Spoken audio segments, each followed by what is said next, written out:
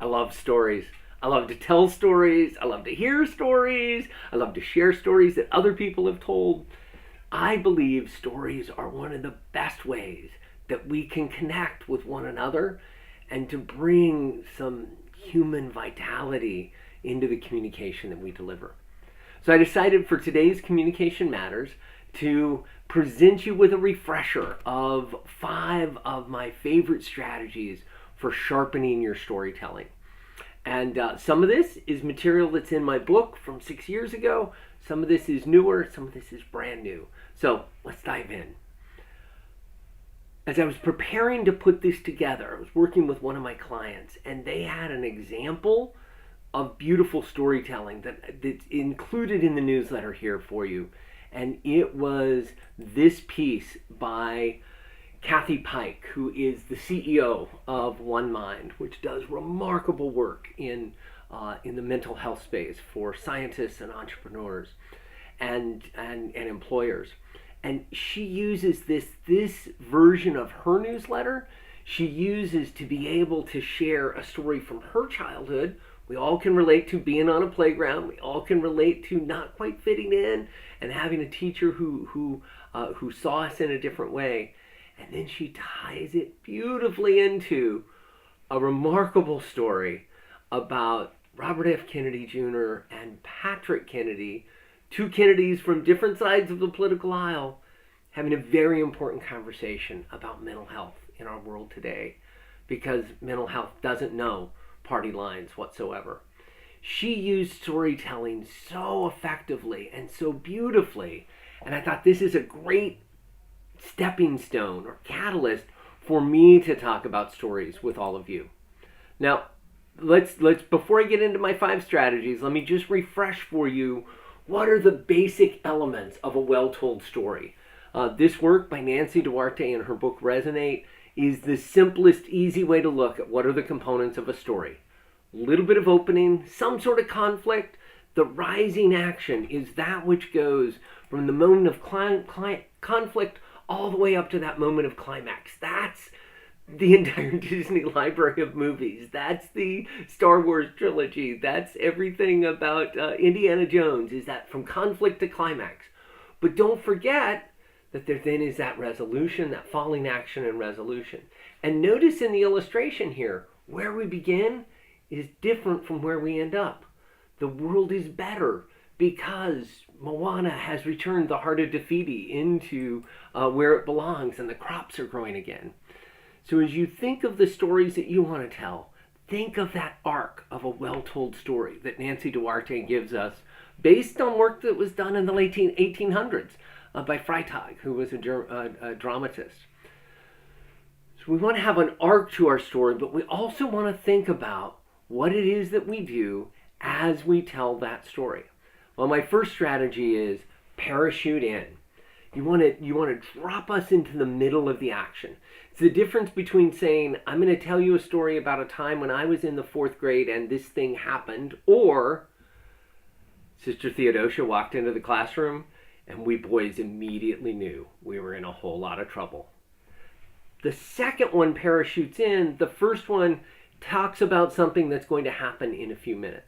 So try to parachute in to the middle of your story. Second, you want to choose your first words and your final words carefully. You want to think exactly how you're going to begin. I had to do 4 or 5 takes of today's video because I wasn't sure what my first words were actually going to be. And you want to be certain how you're going to end.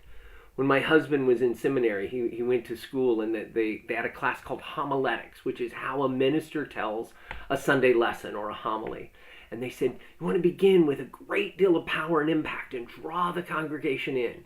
And then you want to end with something they're going to think about and they're going to remember, they're going to hold on to all week long. And then you want to take those two and put them really close together.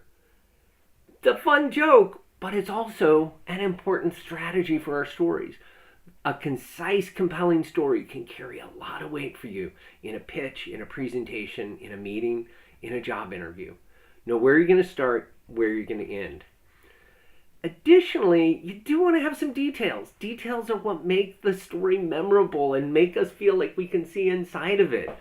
But you want to have the Goldilocks level of details. We all know Goldilocks. Worst Airbnb guest ever. She was still there when the family came back. She ate their food and broke their furniture. But her insight into one thing was too big, one thing was too small, but one was just right. You want to have the just right level of details. Don't give us so many details that we get lost in the weeds. And don't give us so few that we can't see ourselves inside of it. And this is one of the real advantages of practicing stories with others. Fourth, you want to consider the power of poetry in what it is that you share. Now, this doesn't mean it has to rhyme or be a perfect Shakespearean iambic pentameter or a limerick, but it does mean that you want to choose your words that carry some weight for you. I learned in high school from Dave Wessling that if you can have 2 or 3 or 4 words that carry the weight of 10 or 15 or 20, that's poetry. That's where you're using your language with a poetic feel and power to it. Simplest way that my entrepreneurs do this, and my scientists that I work with as well, is to create a clear, powerful analogy. Finally, you want to know your why. You want to be crystal clear why you are choosing to share this story with this audience at this particular point in time. So know your why and be comfortable having people know why it matters for you as well. So then, these are the 5 strategies. They are reproduced down below for you. Parachute in. Choose your first and final words carefully. Use a Goldilocks level of just right details. Consider poetry, and know your why. If you can pull these 5 things into the stories that you share, I believe that you will have the power to change lives by touching hearts. If you can embrace and expand your gifts here, you can drive lasting impact and incredible power. As an example, below you will see one of my favorite TED Talks. It's from several years ago, but the volunteer firefighter Mark Bezos, in his short 4-minute TED Talk, does everything that I just talked about. If you're done listening to me, click on that link below and see if you can see how he uses these 5 strategies to sharpen his storytelling. Thanks much, and I'll see you in a couple weeks with my next newsletter.